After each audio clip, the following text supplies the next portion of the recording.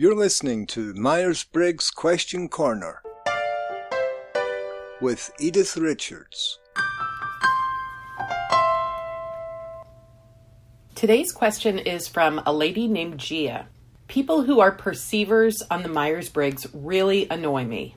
I am a Myers-Briggs J, or judger, and I have a lot of trouble being around wishy-washy people who can't decide on anything. Are perceivers lazy? So, Gia, my short answer is no. Neither perceivers nor judgers are inherently lazy.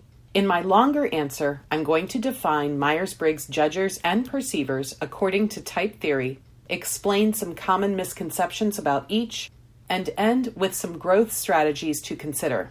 But first, here's what a conversation between a judger and a perceiver might sound like.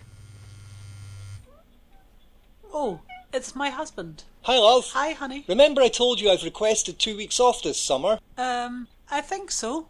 I remember. Well, I told you last month I was going to, so I did. My boss approved it today.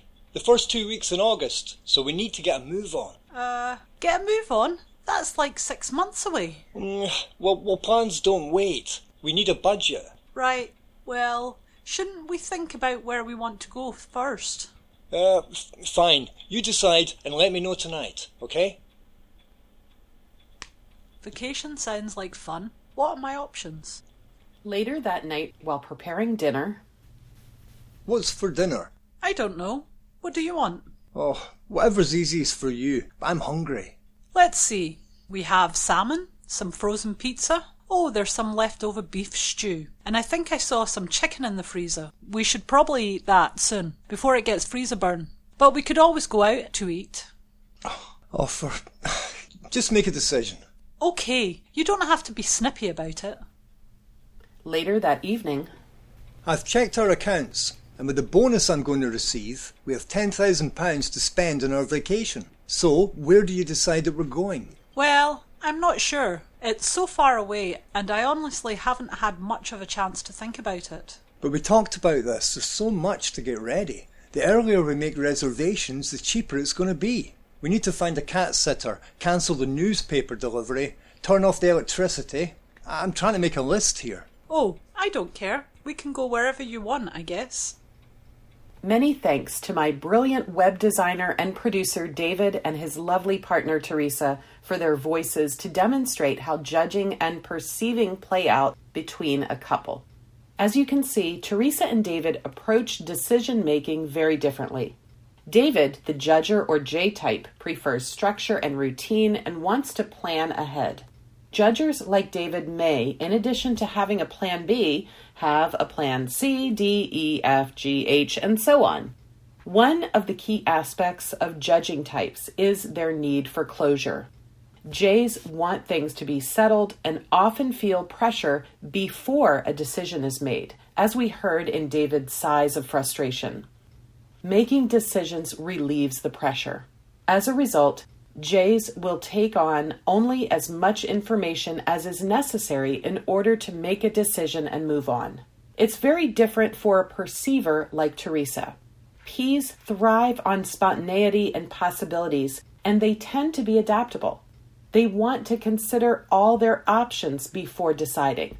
This is evident with both big decisions like where to go on vacation and smaller decisions like what to have for dinner. Perceivers feel pressured when they are forced to make a decision. To relieve that pressure, they avoid making decisions and try to leave their options open as long as possible. As a result, they may be prone to procrastinating. Now, to judging types, this may look like they're being lazy, but let's be honest. Everyone procrastinates and everyone is lazy about some things for whatever reason. While perceivers may not work consistently towards a deadline, they may be likely to get a burst of creative energy right before a deadline, and this allows them to complete a large amount of work in the nick of time. Another misconception we heard in the interaction between David and Teresa. Perceiving types are known for putting off decisions in the hope of gathering information that will lead to a more informed decision. With that said, perceivers may also make decisions quickly when there's a need to do so. Remember that Myers-Briggs measures preferences, not abilities. We all have the ability to make a decision quickly or not, but we also have a preference for making a decision quickly or not for whatever reason. Misconceptions about judgers. First, in Myers-Briggs language, judging has nothing to do with passing judgment on others. In fact, the JP dichotomy tells us whether a person shows his or her judging preference, thinking or feeling, or perceiving preference, sensing or intuition to the world. Therefore, judging types show their decision-making preference to the world, and perceiving types show their information-gathering process to the world. One of my personal favorite misconceptions about judging types is that they're inflexible or anal retentive. Yes, J's tend to make lists, have contingency plans, and are stereotyped as stress-driven and boring. But they certainly have the ability to go with the flow and delay their decision-making. It might drive them crazy, but P's may be equally driven crazy by a J's control tendencies. Let's remember that everyone is not exactly like their type.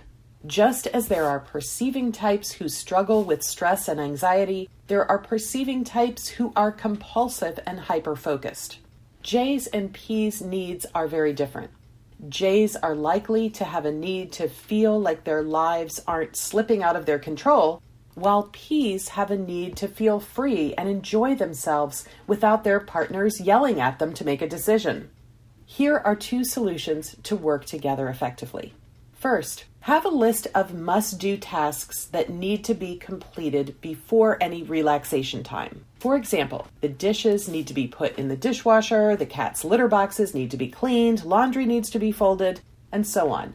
But when a couple is spending downtime together, they shouldn't be talking about their lists and contingency plans and what they're going to do tomorrow or next month. The second solution is to have a list with a deadline, but not a timeline.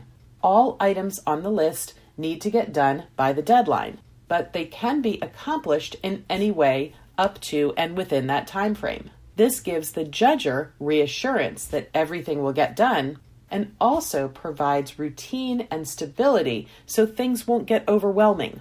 It also gives the perceiver time to accomplish the tasks in his or her own way.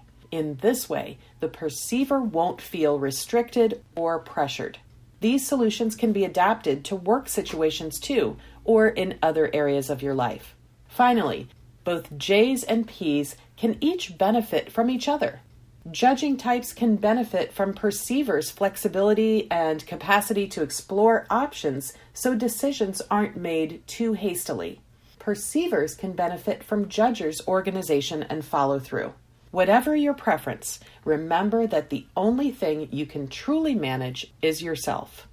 Today's question is a great example of how the Myers-Briggs can enhance your self-awareness in order to be your best self. Thanks so much for the question, Gia. Thanks for listening to this episode. If you'd like to hear more, or you'd like to submit a question yourself, then you can find us at www.atopcareer.com. Until next time. MBTI and Myers-Briggs are registered trademarks of the MBTI Trust.